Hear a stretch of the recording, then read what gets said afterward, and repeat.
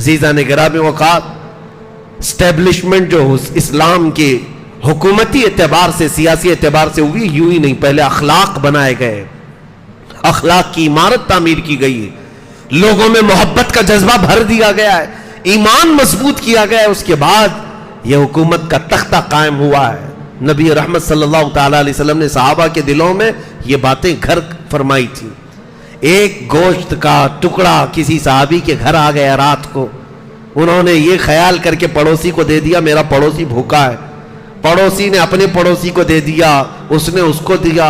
روایت مشہور ہے کہ وہ گوشت کا ٹکڑا گھومتے گھومتے پورے مدینے سے اسی پہلے صحابی کے گھر آ گیا۔ ہر ایک نے اپنے دوسرے کا خیال کیا۔ یہاں کون ہے ہم میں سے، کون ہے ہم میں سے یہ چیزیں خیال کرتا ہو؟ ہمارے دلوں کے اندر کٹرتا بڑھنے لگ گئی، کٹھور ہو گئے، چھوٹی چھوٹی چیزوں پر کمپرومائز نہیں کر سکتے، کسی دوسرے کو ہم برداشت کرنے کی طاقت نہیں رکھتے۔ تو یہ اسٹیبلشمنٹ آسان نہیں ہے، آسان نہیں ہے۔ دنیا نے یہ دیکھا ہے، میں آپ کو چلتے چلتے بتا دے رہا ہوں، افغانستان میں مولوی لوگ یہ چاہتے بھی تھے، ظاہر سی بات ہے ان کی خواہش تھی کہ اسلامی حکومت آئے، تو طالبان کی جماعت کھڑی ہوئی اور 90 میں پرانی حکومتوں کا صفایا کر دیا، رشیا سے لڑ کر کے وہ حکومت حاصل کر لی۔ لیکن حالات ایسے تھے کہ کس کو کیا بناتے؟ دنیا چلانا اور حکومت چلانا یہ صرف اور صرف سوچ اور صرف ذہن سے نہیں ہوتا، اس کے لیے رسول کریم صلی اللہ علیہ وسلم کی پوری سیرت پڑھو۔ صحابہ میں پہلے حضور نے کیا چیزیں پیدا فرمائی، 4 سال نہیں چلا پائے تھے اور دادا آ گیا امریکہ، آ کر کے ان کو تہس نہس کر دیا، ختم کر دیا، اور سب ٹوٹ کر بکھر گئے۔ اب کی کیا سچویشن ہے اس پر میں ابھی کلام نہیں کرتا، اب کیوں آ گئے، دوبارہ آئے اور اب کیسے چلا رہے، پڑھ لکھ کر کے آئے 20 سال۔ لیکن عزیزان گرامی وقار، کسی بھی نظام کو چلانے کے لیے صرف کٹے پر بیٹھ کر جو میٹنگیں جو ہوتی ہیں یہ کافی نہیں ہوتی، انسان بنائے جاتے ہیں، انسان بنائے جاتے ہیں۔ صرف ایک چھوٹی سی مثال میں بتا دوں، اللہ کروڑوں رحمتیں نازل فرمائے خلیفہ سلطان عبد الحمید ثانی پر۔ ترکی کے یہ سلطان عبد الحمید ثانی، ان کو جب مسجد نبوی شریف بنانے کا ارادہ ہوا تھا، ان کے دور کی بات کر رہا ہوں، مسجد نبوی شریف، بلکہ ایک ان سے پہلے ترکیوں کے دور میں انہوں نے مسجد نبوی بنائی تھی۔ ترکیوں نے کیسے کیا تھا؟ ماسٹر پلاننگ جس کو کہتے ہیں، معاشرہ پہلے تشکیل دینا ہے کسی چیز کو بنانے کے لیے۔ مسجد نبوی کی تعمیر جدید کی بات کر رہا ہوں، یعنی رینوویشن کرنا تھا، تو ترکیوں نے 500 جوڑے ایسے جن سے ابھی بھی بچے پیدا ہوئے ان کو لے جا کر کے ایک بستی بسائی، جتنے لڑکے تھے ان کو دنیا کی آوازوں سے دور رکھا، ہر طرح کی خرافات سے دور رکھا، ایک بستی بسائی 500 لوگوں کی، کنٹینیو ان کو قرآن پاک سنایا جاتا تھا، اور وہ بچے جیسے ہی بولنے لگے وہ خالص قرآن کی زبان بولنے لگے۔ بچوں میں یہ ماحول تھا کہ زبان کھلتے ہی ان کو حفظ قرآن پر لگا دیا گیا۔ 7 سال کی عمر میں بچے حافظ قرآن ہوئے، ان کو حدیثیں پڑھائی گئی، اور پھر اس کے بعد ان میں سے ہر ایک بچے کو ایک الگ ہنر سکھایا گیا، کسی کو مستری، کسی کو پینٹر، کسی کو کارپینٹر، الگ الگ۔ یہ 500 وہ حافظ قرآن بچے جنہوں نے دنیا کی خرافات نہیں دیکھی تھی، صرف قرآن سنا تھا اور رسول اللہ کا عشق پیا تھا۔ یہ پوری جماعت تیار ہوئی، جب یہ جوان ہوئے تو ان کو لا کر مسجد نبوی کی تعمیر جدید کا حصہ کیا۔ یہ میں اس لیے مثال دے رہا ہوں، کسی چیز کی اسٹیبلشمنٹ کے لیے ماسٹر پلاننگ ہوتی ہے، پہلے انسان بنائے جاتے ہیں، اخلاق تعمیر کیے جاتے ہیں۔ آج آپ یہ سوچ رہے ہیں کہ ہمارے بچے آوارہ رہے اور کل حکومت اسلام آ جائے، یا آواروں سے کیا اسلام چلے، ان بد مزاج ڈاکوؤں سے کیا اسلام کی حکومت کا اسٹیبلشمنٹ ہو سکتا ہے؟ آپ اپنے بچوں کے اخلاق پر توجہ دیں، ان کو وہ ماحول دیں کہ یہ خود کھڑے ہو جائیں گے انشاءاللہ العزیز۔ نبی پاک صلی اللہ تعالیٰ علیہ وسلم کے اس مدینے میں پیدا ہونے والے بچے سے لے کر بوڑھے تک جو آوازیں تھیں وہاں پر کیا تھی۔ اسی لیے میں آپ کو کہتا ہوں، ایک ایگزامپل دیتا ہوں، دل جب نرم کر دیے جائیں تو آدمی ہر چیز کر سکتا ہے۔ یہ اسٹیبلشمنٹ کا اگر وقت ہے تو سنو، ہمارا محلہ برسوں سے ہو سکتا ہے نشہ کر رہے ہوں، بہت ساری. حالانکہ تمہیں تو پتا ہے پہلے سے حرام ہے, پہلے سے پتا ہے حرام ہے, اس کے باوجود کر رہے ہیں. شراب بھی ہے, پتے بھی ہے, جوا بھی ہے اور ڈرگس بھی ہے. لیکن اچانک ہم کہیں کہ چھوڑ دو یہ سب چیزیں بری ہیں. ہو سکتا ہے کچھ لوگ مان لیں. کیا ایسا پاسبل لگتا ہے آپ کو؟ میں ناممکن تو نہیں کہوں گا. ایک لخت ایک ہی آن میں سارے لوگ چھوڑ دیں, نہیں لگتا ایسے. برسوں سے کر رہے ہیں. پھر بھی کتنے برس سے کر رہا ہوگا؟ کوئی جوان اگر ابھی آج 20 سال کا ہوگا تو زیادہ سے زیادہ اگر وہ بہت بچپن میں بھی شروع کیا ہوگا تو 10 سال سے کر رہا ہوگا. لیکن مدینے کی بات میں بتاؤں, شراب حرام نہیں تھی, حلال سمجھ کر کے پی رہے تھے. اور بچپن سے کیا 50 سالوں سے شراب پینے والے لوگ موجود تھے. حضرت انس کہتے ہیں میری عمر 10 سال کی تھی, 12 سال کی تھی, میں شراب سپلائی کیا کرتا تھا. کہبہ خانے تھے جو جگہ جگہ, جیسے چائے کی دکانیں ہوتی ہیں شراب کی, میں پیالوں میں بھر کر شراب دیتا تھا, لوگوں کو سپلائی کرتا تھا. اچانک ایک شام لوگ بیٹھے شراب پی رہے ہیں, پیالے سجے ہوئے ہیں, آواز آئی مدینے کی گلیوں میں, یا ایھا المسلمون قال رسول اللہ صلی اللہ علیہ وسلم حرمت الخمر, اے مسلمانوں اللہ کے رسول نے اعلان فرمایا شراب حرام ہو گئی. حضرت انس کہتے میرے ہاتھ سے پیالہ گر گیا. جتنے لوگ بیٹھے ہوئے تھے, صرف میری کیفیت نہیں, کوئی منہ سے لگایا تھا تو وہیں سے اس نے پٹک دیا. سب اپنے گھر گئے, جو مٹکے رکھے تھے ان کو ٹھوکریں مار مار کر کے توڑ دی.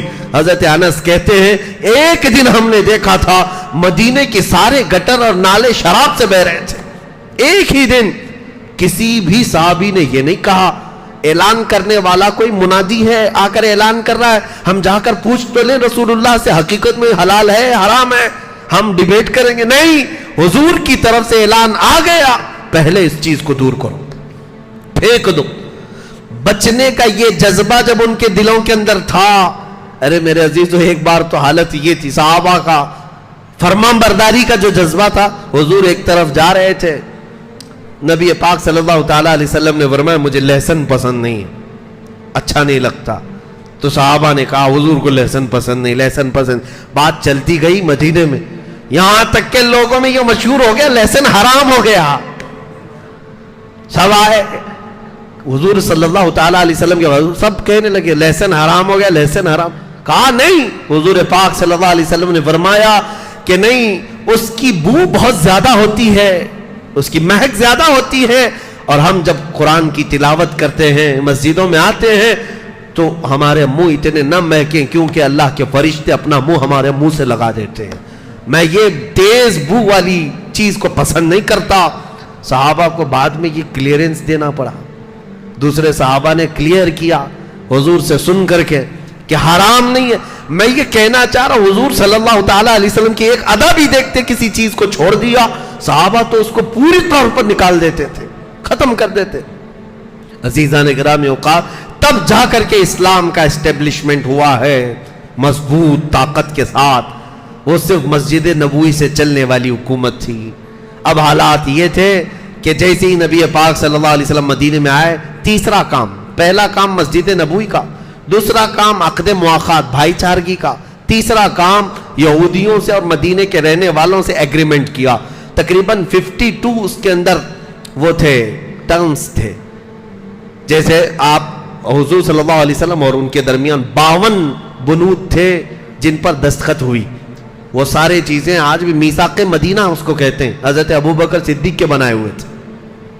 آپ کو پتا ہے یو این اے کے ایک رپورٹ میں اگر آپ کو بتاؤں, یو این اے نے کئی لوگوں کے درمیان ایگریمنٹ بنوائے صلح کے اور زندگی گزارنے کے, فلسطین اور اسرائیل کے بیچ, ساؤتھ سوڈان اور نارتھ سوڈان کے بیچ, اور دنیا کی کئی کنٹریز کے درمیان. یہ جو بنائے یو این اے کی طرف سے, ان میں سے سب سے چھوٹی جو ایگریمنٹ ہے اس کے پیجز 4,500 صفحات کے. 4,500 صفحات میں کیا لکھ مارا ہے پتہ نہیں. صدیق اکبر رضی اللہ تعالیٰ عنہ نے ایسا میثاق بنایا تھا جو 14 صدیوں تک آج تک یاد کیا جا رہا ہے, جو صرف 1.5 صفحے کے اندر موجود تھا. ایک صفحہ اور دوسرا آدھا صفحہ, اس کے درمیان 52 ایسے ٹرمز تھے, کنڈیشنز تھے جو دونوں کے درمیان تھے. اس میں سے مین چیز یہ تھی ہم مدینہ طیبہ میں آئے, ہم تمہیں تکلیف نہیں دیں گے, تم ہمیں نہیں دو گے, لڑائیاں ہماری آپس میں نہیں ہوں گی, اور قریش جب بھی حملہ کریں گے مکہ والے آئیں گے تو ہم ساتھ میں مل کے لڑیں گے, مدینہ کی حفاظت تمہارے لیے بھی ہمارے لیے بھی ہے. تم جس جماعت کے ساتھ اچھائی کرو گے ہم بھی اس کے ساتھ اچھا کریں گے, ہم جس کے ساتھ معاہدہ کر لیں گے تم کو بھی کرنا پڑے گا. اس طرح کی ساری چیزیں تھی. لیکن یہ یہودی غدار یہ سارے ٹرمز توڑ دیے تھے, جس کی وجہ سے ان کے ساتھ جنگیں ہوئی. بنو نذیر, بنو قریظہ, یہ جو 2 قبیلے تھے ان کو مار کر بھگایا گیا, مدینے سے نکالا گیا. پھر خیبر میں گئے, خیبر کی جنگ کے بعد وہاں سے بھی نکال کر کے ان کو بھیجا گیا. اب دنیا بھر میں ادھر ادھر گھومتے پھرتے ہیں ذلیل و خوار, اسرائیل کو قبضہ کیے بیٹھے ہوئے ہیں. لیکن یہ ایسے ذلیل و خوار ہے کہ قیامت تک ان پر ذلت طاری رہے گی, اللہ کا غضب ان کے ساتھ رہے گا. یہ بے گھر ہو کر کے دنیا میں رہتے رہیں گے. آج اسرائیل پر گئے ہیں اور قبضہ جما کر کے 70 سال سے بیٹھے ہوئے ہیں, فلسطینیوں کا جینا تنگ کر کے رکھے ہیں یہ یہودی. دیکھنا وہ وقت آئے گا یہاں سے بھی یہ بے گھر ہوں گے اور ان کو وہاں سے بھی نکالا جائے گا. بلکہ حدیث پاک ہے, مسلم شریف کی حدیث ہے, ایک وقت آئے گا, حدیث شریف بتا رہا ہوں میں, جب حضرت امام مہدی حضرت عیسیٰ علیہ السلام کا دور آئے گا, مسلمان گزر رہا ہوگا تو جو پتھر ہوگا نا, پتھر بھی اللہ اس کو بولنے کی طاقت دے گا. وہ کہے گا یا مسلم ان ورائی یہودیا فاقتلہ, اے مسلمان آجا میرے پیچھے یہودی چھپا بیٹھا ہے اسے مار ڈال. پتھر بولیں گے. حضور صلی اللہ علیہ وسلم نے فرمایا میرے عزیز وہ دور کب آئے گا؟ ظاہر سی بات ہے ہماری ان باتوں کو ابھی اسرائیلی بڑے سیریس لیتے ہیں, پھر ہمیں ویزا نہیں دیتے ہیں بیت المقدس جانے کے لیے. پچھلی مرتبہ ایسا ہوا کہ تقریباً 6 گھنٹے ایئرپورٹ پہ بٹھایا اور مجھے وہاں سے ریجیکٹ کیا کہ جا نہیں سکتے.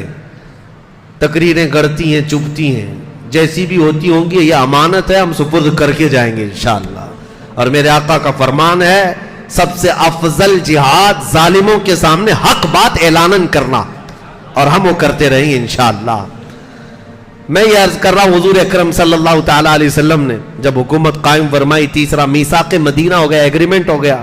اب اس کے بعد یہ یہودی ایسے تھے, ایگریمنٹ تو حضور کے ساتھ کر رہے تھے لیکن منافق تھے, اندرونی طور پر سازشیں رچتے. یہاں کی خبریں مکہ والوں کو دیتے تھے خط لکھ کر کے, اور مکہ والوں کو انہوں نے ہی ابھارا تھا. پھر جنگ بدر واقع ہوئی. جنگ بدر میں کفار مکہ 70 کی تعداد میں مارے گئے تھے. ایسی ہزیمت ان کی کبھی نہیں ہوئی تھی. مکہ والے اتنی بڑی تعداد میں کبھی مرے نہیں تھے.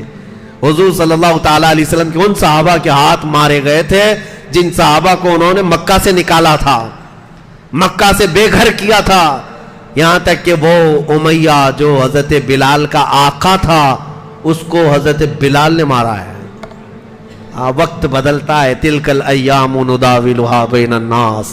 اللہ فرماتا ہے یہ دن ہے ہم لوگوں کے درمیان پھیر کر کے لے آتے ہیں. آج کا بادشاہ کل کا فقیر, اور آج کا فقیر کل کا بادشاہ, یہ ناممکنات میں سے نہیں ہے. اس جنگ بدر میں جو مارے گئے تھے صرف 70 کافر ہی نہیں, کفر مارا گیا ہے, ابو جہل مرا ہے, اس میں عتبہ مرا ہے, شیبہ مرا ہے. اس کی آپ کو بتاؤں جنگ بدر میں بڑے بڑے سردار مارے گئے تھے. اس کا غم ایسا تھا مکہ والوں کو کہ 2 سال روتے تھے, 2 سال تک مرثیے پڑھتے, اشعار پڑھ پڑھ کر کے روتے تھے. اور اسی غم میں ابو لہب مر گیا جو جنگ میں آیا نہیں تھا. کہا کہ یہ بڑی بے عزتی کی بات ہے, محمد اور ان کے پروانوں کو ہم جس طرح یہاں آسانی سے مارتے تھے ایسی طاقت ان کے پاس آئی کیسے کہ ہمارے 70 مار گرائے. اور پھر 70 مارے ہی نہیں بلکہ 70 کو گرفتار کر کے مدینہ بھی لے گئے, قیدی بھی بنائے. یہ آسان بات نہیں تھی. تو یہ چرچا پورے عرب میں پھیل گیا تھا کہ بدر میں انہوں نے تو ان کے چھکے چھڑا دیے, ختم کر دیا ان کے طاقت کو, ان کے رعونت کو, ان کے رعب و دبدبے کو. اس کے بعد پھر جنگ احد ہوئی, پھر جنگ خندق ہوئی, جنگیں ہونے لگی مکہ والوں کے درمیان, مدینے والوں کے درمیان. 6 سال کنٹینیو چلتی رہی. پھر رسول پاک صلی اللہ علیہ وسلم 1400 صحابہ کے ساتھ عمرہ کے لیے گئے تھے, عمرہ آنے سے انہوں نے روک دیا. اب حکومت قائم ہے. نبی پاک صلی اللہ تعالیٰ علیہ وسلم کے صحابہ کی تعداد دن بدن بڑھتی جا رہی.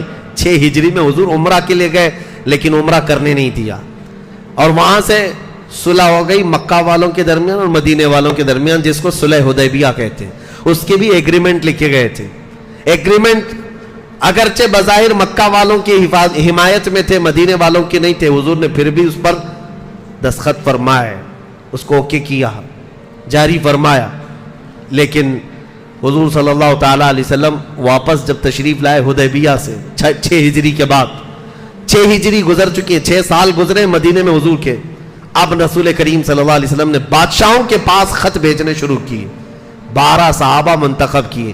ان 12 صحابہ کو الگ الگ ملکوں میں، ایک ایران کا بادشاہ جو اس وقت کسرا تھا، کسرا کے پاس خط بھیجا.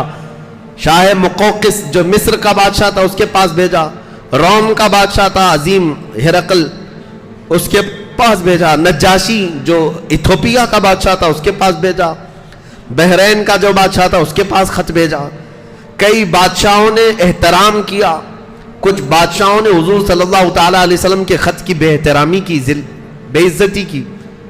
یہ سلسلہ چلتا رہا. لیکن مکہ والوں کو عجیب بات ہے، میں ایک بات بتاتا ہوں. جب مکہ سے ہجرت کر کے مدینے آئے تھے تو قرآن کی آیتیں نازل ہو رہی تھی. الف لام میم غلبت الروم، یہ 21ویں پارے میں. روم اس وقت کا سپر پاور ہے اور قرآن میں آ رہا ہے کہ رومیوں کو شکست ہو جائے گی، جبکہ سپر پاور کے لیے کہہ رہا ہے. اور صحابہ کا یقین ایسا تھا، قرآن میں آ گیا ہے، ہونا ہے.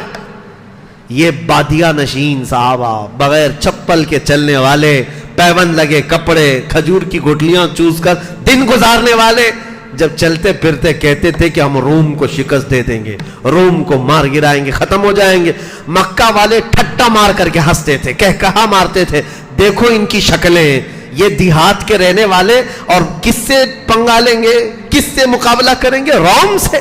لاکھوں کی فوج جن کی ہے، آدھی دنیا پر سلطنت ان کی ہے. لیکن صحابہ کہتے تھے وہ وقت بھی آئے گا، وہ وقت بھی آئے گا. مکہ والے مذاق میں اڑاتے تھے. لیکن جب بدر ہو گیا، بدر کے میدان میں مکہ والوں نے دیکھا تو تھوڑا کھٹک گئے کہ یہ جو بولتے تھے کہیں سچ تو نہیں ہو جائے گا. یہ جو بولتے تھے روم تک پہنچیں گے. میاں روم کی حکومت ایسی آج کے دور میں جیسے امریکہ ہو، یو ایس اے ہو، سپر پاور کی حیثیت سے دادا گیری پوری دنیا میں کرتا ہے، یا پھر رشیا کی حیثیت، جس کو چاہو مارتے رہو، دہشت گرد کبھی نہیں بنیں گے. یوکرین کو مار مار کر کے دھول میں ملا دیا، لیکن کوئی نہیں کہتا کہ وہ آتنکوادی ہے.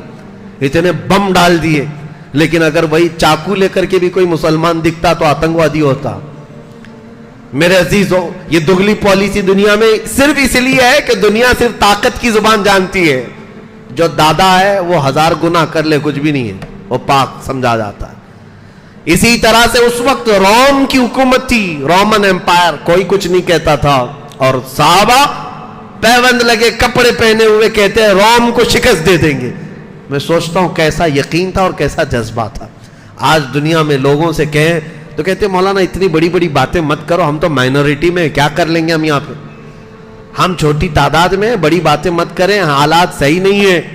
میں پوچھتا ہوں وہ 313 کی تعداد میں تھے لیکن روم سے لڑنے کی باتیں کرتے تھے، مقابلہ کرنے کی باتیں کرتے تھے. اسی لیے شاعر نے سچ کہا ہے، آج بھی ہو جو ابراہیم سا ایمان پیدا، آگ کر سکتی ہے انداز گلستان پیدا. ایمان تو رکھو میرے عزیزو، یقین تو رکھو. اس کے بعد بدر ہو گئی، خندق ہو گئی، احد ہو گئی. اب حدیبیہ میں صلح ہو گئی، جنگ بندی ہو گئی، جنگ ختم ہو گئی. مکہ والے مدینے والے لڑتے نہیں تھے ابھی. لیکن یہ ایگریمنٹ کب تک چلنے والا ہے؟ 1 سال نہیں چلا، مکہ والوں نے خود ہی توڑ دیا. کیونکہ اس ایگریمنٹ میں ایک شرط یہ تھی کہ جو حلیف جماعت یعنی پارٹنر، مدینے والوں کی پارٹنر جماعت تھی بنو خزاعہ جو مکہ کے اطراف میں رہتے تھے، اور مکہ والوں کی پارٹنر تھی ایک بنو بکر جو قبیلے تھے. اختیار تھا جو جس کا پارٹنر بننا چاہے بن جائے. مسلمانوں کی جو پارٹنر جماعت تھی بنو خزاعہ. ہوا یہ کہ بنو بکر اور بنو خزاعہ دونوں دشمن جماعتیں تھی، آپس میں قبیلے لڑتے تھے. تو ان لوگوں نے یہ دیکھا کہ اب صلح ہو گئی، جنگ نہیں ہو رہی ہے مکہ اور مدینے والوں کے بیچ میں. تو بنو بکر والوں نے کیا کیا، بنو خزاعہ کو اتنا مارا کہ قتل کیا، ان کے 80 آدمیوں کو قتل کر دیا جو رسول اللہ کی پارٹنر جماعت یعنی حلیف جماعت. اب بنو خزاعہ کے لوگ مکہ کے اطراف تھے, وہاں مارے جا رہے تھے, کیونکہ ایگریمنٹ میں ہی لکھا ہوا تھا صلح حدیبیہ میں, جو ہماری پارٹنر جماعتیں ہوں گی ان کے ساتھ بھی تم چھیڑ چھاڑ نہیں کرو گے, اور تمہاری پارٹنر جماعتیں جتنی ہوگی ان کے ساتھ بھی ہم نہیں چھیڑیں گے, جنگ نہیں کریں. لیکن یہاں ہوا یہ, بنو بکر مارتے ہیں بنو خزاعہ کو, اس کے بعد مکہ میں جاتے ہیں, مکہ کے سارے سرداروں کو کہتے ہیں کہ دیکھو ہم نے مار دیا ان کو. تو مکہ والے سارے خوشیوں سے طبلے بجاتے, اچھا کیا تم نے, حالانکہ ان کو روکنا چاہیے تھا کہ ہمارا ایگریمنٹ ہوا ہے, تم نے کیوں مار دیا, وہ مسلمانوں کی حلیف جماعت ہے, پارٹنر ہے. مکہ والے شامل ہوئے, یہاں تک کہ بنو خزاعہ کے کچھ لوگ بھاگ کر کے حرم میں داخل ہوئے پناہ لینے کے لیے, تب بھی بنو بکر کے اور مکہ کے کچھ لوگوں نے حرم میں بھی ان کا قتل کیا. حرم میں جب کسی کا قتل نہیں ہوتا تھا, اتنا بڑا واقعہ ہوا. سنو اب حدیث پاک. حضرت ام سلمہ فرماتی ہیں حضور صلی اللہ تعالی علیہ وسلم وضو فرما رہے تھے میرے گھر میں, شام کا وقت تھا, اچانک وضو کا لوٹا چھوڑ دیا اور کھڑے ہو کر کے حضور نے فرمایا لبیک لبیک لبیک, 3 مرتبہ فرمایا, اور اس کے بعد فرماتے ہیں نصرت نصرت نصرت. ام سلمہ کہتی ہیں یا رسول اللہ صلی اللہ علیہ وسلم کیا بات ہے؟ حضور فرماتے ہیں ہماری حلیف جماعت بنو خزاعہ پر بنو بکر نے حملہ کیا ہے اور ان کے آدمیوں کو قتل کیا ہے, اور بنو خزاعہ اپنے قبیلے سے مجھے مدد کے لیے پکار رہے ہیں, تو میں نے یہی سے لبیک کا نعرہ لگایا ہے. یہ میرے آقا نے فرمایا, یہ حدیث میں موجود ہے. حضور وہاں سے لبیک کہہ رہے ہیں, ہاں میں حاضر ہوں, میں حاضر ہوں, میں حاضر ہوں. عزیزان گرامی, اسی لیے بریلی والے اپنے پیٹ سے کوئی عقیدہ نہیں کرتے, وہ صحابہ کا مسلک تھا جو امام اہل سنت اعلی حضرت کا مسلک ہے. ہم یہاں سے پکارے, وہ وہاں سے سنے, مصطفیٰ کی سماعت پہ یہ ہمارا عقیدہ الحمدللہ صحابہ کا ہے.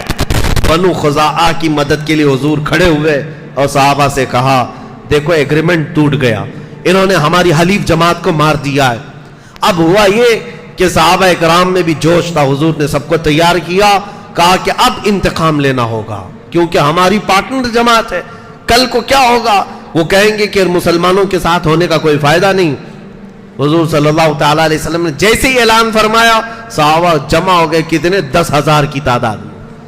اب یہ 7ویں ہجری ہے, 10,000 کی تعداد میں صحابہ جو جمع ہوئے, مکہ والوں میں کھلبلی مچ گئی کہ اب کیا ہو گیا.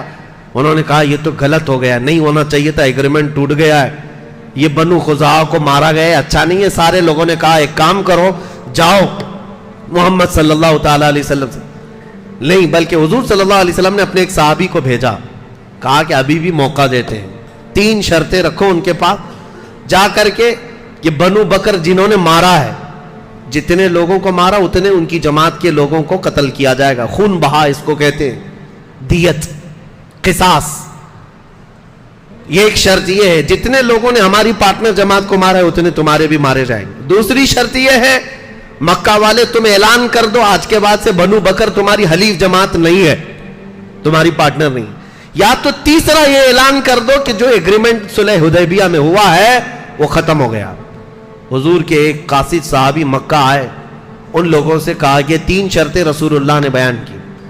مکہ والوں نے ٹھٹا مار کر کے کہا تینوں بھی منظور نہیں ہمیں, نہ ہم کسی کے خون کا بدلہ دیں گے, نہ ہم اپنی پارٹنر جماعت کا ساتھ چھوڑیں گے, اور اگر تم یہ کہتے ہو ایگریمنٹ ہے یا نہیں ہے, جاؤ بول دو کہ ایگریمنٹ ختم ہو گیا.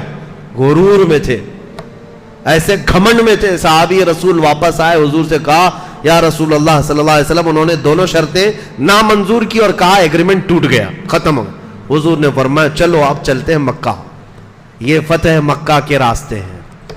یہاں سے اب اسلام کی وہ نشر و اشاعت جہاں سے میرے آقا ہجرت کر کے گئے تھے واپس اس وطن آنے والے ہیں. جیسے ہی انہوں نے اعلان کیا ایگریمنٹ ٹوٹ گیا ہے, حضور پاک صلی اللہ علیہ وسلم نے صحابہ کو اعلان کیا تو صحابہ جوش و خروش میں جمع ہوئے. اب یہ نقل و حرکت مکہ والوں کو پہنچی, مکہ والوں میں کھلبلی مچی, کہا ایسا نہ ہو ایگریمنٹ کو دوبارہ رینیو کیا جائے, تجدید کی جائے. غلطی سے ہم نے کہہ دیا تھا ٹوٹ گیا, نہیں ابھی نہیں ٹوٹا ہے, اس کو رینیو کیا جائے. اور اپنے سردار ابو سفیان کو بھیجا کہ جاؤ مدینے میں جا کر کے بات کرو کہ ہم ایگریمنٹ رینیو کرنے آئے. جب وہ مدینے میں آئے ابو سفیان, رسول اللہ صلی اللہ علیہ وسلم نے بات ہی نہیں کی، حضور نے بات ہی نہیں کی ابو سفیان سے. اب وہ حضرت ابو بکر کے پاس جائے، حضرت علی کے پاس جائے، حضرت عمر کے پاس جائے کہ جاؤ حضور سے کچھ سفارش کر دو، میں ایگریمنٹ رینیو کرنے آیا ہوں، جنگ نہیں چاہیے، صلح ہی پر چلیں گے.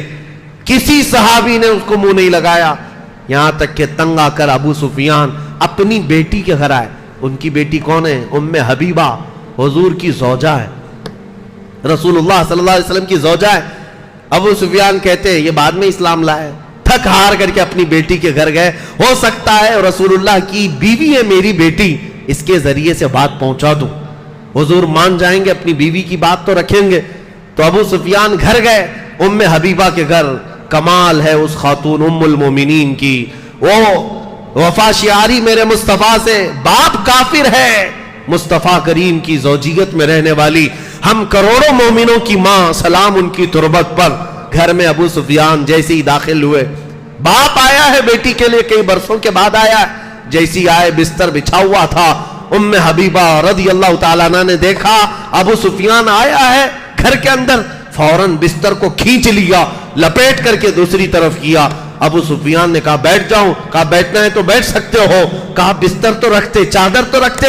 ام حبیبہ نے کہا قسم رب ذوالجلال کی، اس بستر پر میں کسی ناپاک کو بیٹھنے نہیں دے سکتی، اس لیے کہ رسول اللہ کا بستر پاک ہے، جس پر میرے آقا بیٹھتے ہیں میں کسی ناپاک کو اس پر بیٹھنے نہیں دے سکتی. یہ کیسا کمال کا ایمان تھا، بیٹی اپنے باپ کو رسول اللہ کے بستر پر آنے نہیں دینا چاہتی.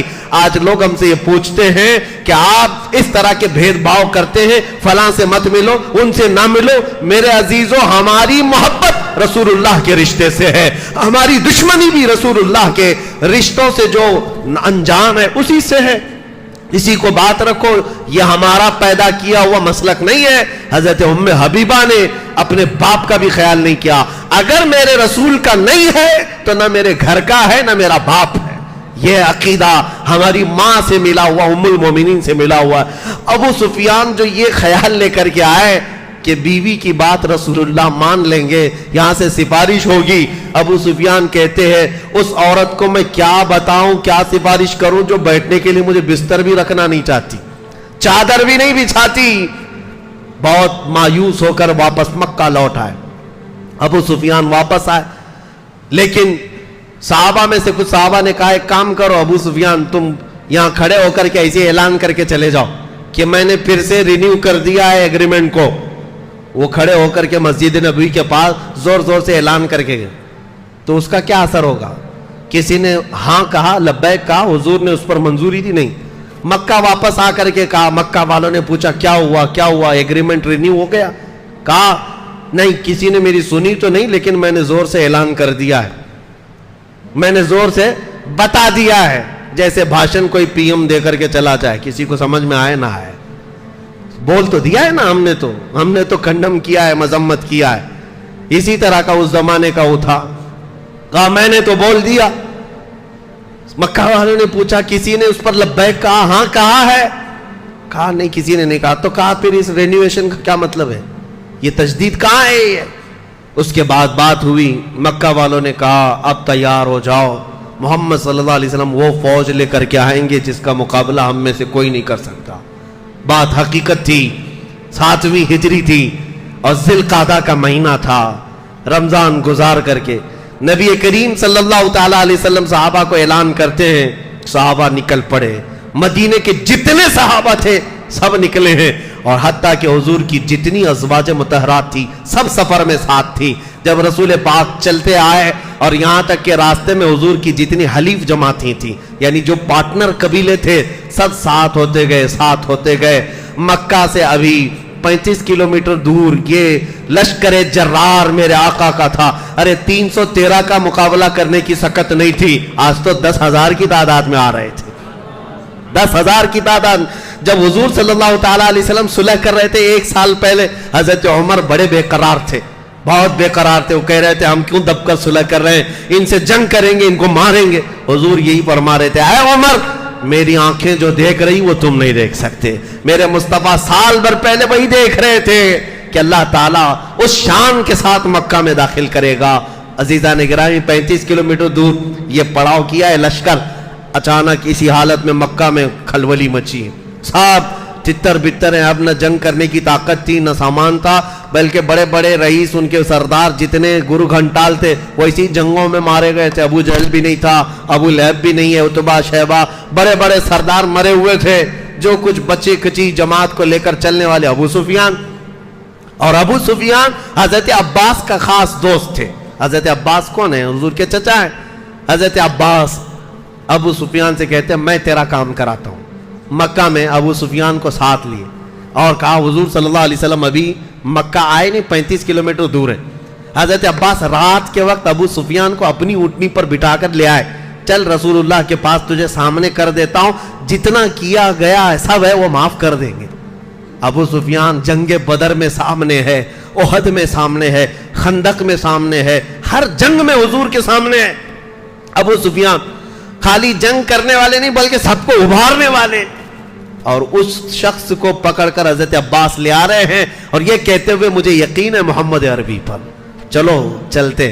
ابو سفیان ساتھ آ گئے، رات کا وقت تھا، قافلہ پڑاؤ کیا ہے رسول اللہ کا، دوسرے دن مکہ میں داخل ہونے والے۔ حضرت عباس جیسے ہی آ رہے تھے، کیونکہ وہ اسلام لائے ہوئے تھے، آ رہے تھے ابو سفیان کو لے کر کے حضور کے خیمے پہنچنے والے تھے، اس سے پہلے حضرت عمر کی نظر پڑ گئی، بچ بچا کر کے تو آئے تھے، حضرت عمر دیکھ لی خیمے سے باہر آئے، جلال کے ساتھ ایک ایسا اعلان کیا کہ پورے خیمے میں لوگوں کی نیند اڑ گئی۔ کہا کہ یہ کافر کو کہاں سے لایا گیا ہے، اس عظیم دشمن رسول کو کہاں سے لایا گیا ہے؟ حضرت عباس نے کہا جلدی چلو جلدی چلو، رسول اللہ کے خیمے میں داخل ہو جاؤ نہیں تو عمر چھوڑے گا نہیں۔ حضور صلی اللہ تعالیٰ علیہ وسلم کے خیمے میں داخل ہو گئے، ابھی یہ لوگ گئے ہی تھے کہ حضرت عمر پیچھے سے آ گئے، کہا یا رسول اللہ اس شخص کا کیا کرنا ہے، آج آخری وقت ہے، آپ بتا دیں میں تلوار لے کر کے آیا ہوں، اب ابو سفیان دوبارہ مکہ نہیں جائے گا۔ حضور صلی اللہ تعالیٰ علیہ وسلم نے کہا عمر تلوار نیچے رکھو، تلوار نیچے کرو۔ تھوڑی دیر رکا، حضرت عباس سے پوچھا کس لیے آئے، کہا یا رسول اللہ ابو سفیان صرف امن کی آپ سے خیرات لینے آیا ہے کہ آپ امان دے دیں، کل آپ داخل ہونے والے مکہ میں ابو سفیان کے ساتھ کچھ نہیں ہوگا۔ حضور صلی اللہ تعالیٰ علیہ وسلم نے یہ بھی نہیں فرمایا کہ تو کلمہ پڑھ رہا ہے نہیں پڑھ رہا ہے، کچھ نہیں کہا۔ حضرت عباس نے کہا ٹھیک ہے، ابو سفیان کو میں نے امان دے دیا اور پچھلا جو کچھ کیا تھا اس کو بھلا دیا گیا۔ ایک جملے میں میرے مصطفیٰ نے بڑی بڑی جنگوں میں مقابل میں آنے والے کو معاف کر دی۔ اسی لیے تو میرے عزیزوں، ہم ہزار گناہوں کا بوجھ لیے ہوئے بھی اگر کوئی امید رکھتے ہیں تو اس تاجدار مدینہ سے رکھتے ہیں جس کا دربار کھلا ہے۔ شاعر نے سچ کہا ہے، نہ کوئی عمل ہے سنانے کے قابل، نہ منہ ہے تمہارے دکھانے کے قابل، لگاتے ہیں اس کو بھی سینے سے آقا جو ہوتا نہیں منہ لگانے کے قابل۔ میرے آقا صلی اللہ تعالیٰ علیہ وسلم کے دربار میں اسی لیے ہم پہنچتے ہیں۔ بریلی والے امام کی سنو، یوں ہی نہیں پکار کر کہا تھا، پھر کے گلی گلی تباہ، ٹھوکریں سب کی کھائی کیوں، دل کو جو عقل دے خدا تیری گلی سے جائے کیوں۔ حضور پاک صلی اللہ علیہ وسلم نے ابو سفیان کو معاف کیا اور کہا جاؤ کل کے دن دوپہر میں فلاں پہاڑی کے اوپر تم کھڑے رہنا۔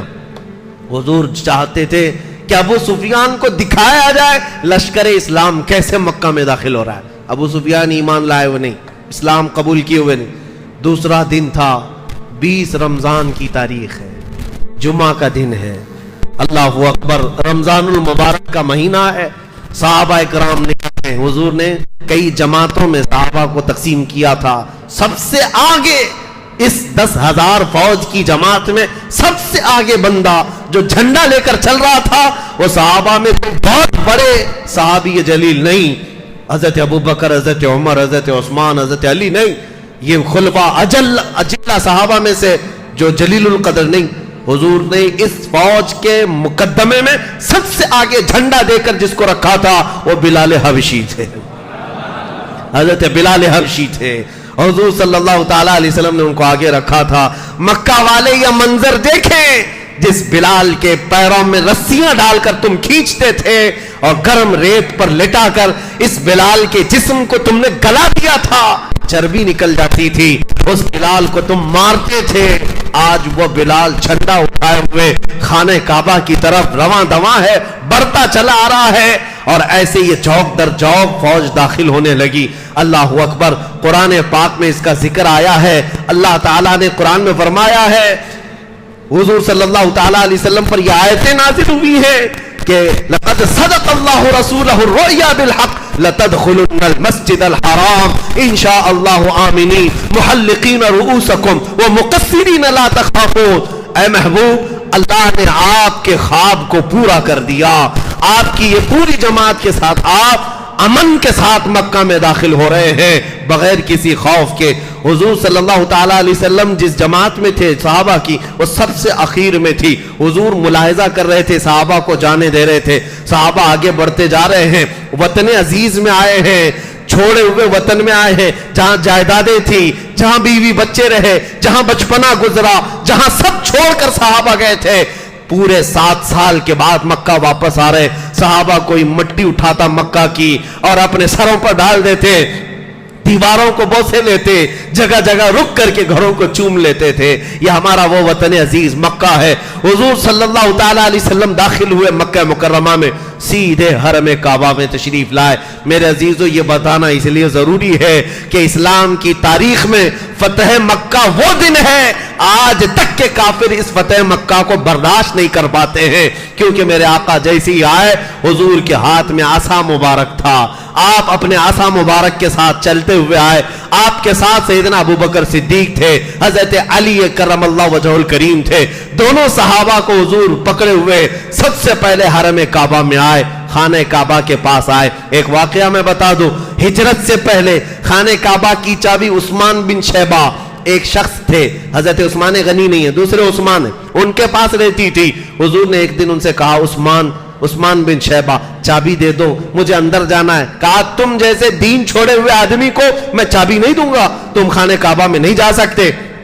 حضور کو انہوں نے منع کر دیا تھا، چابی دینے سے منع کیا، خانہ کعبہ کا دروازہ کھولنے سے منع کیا۔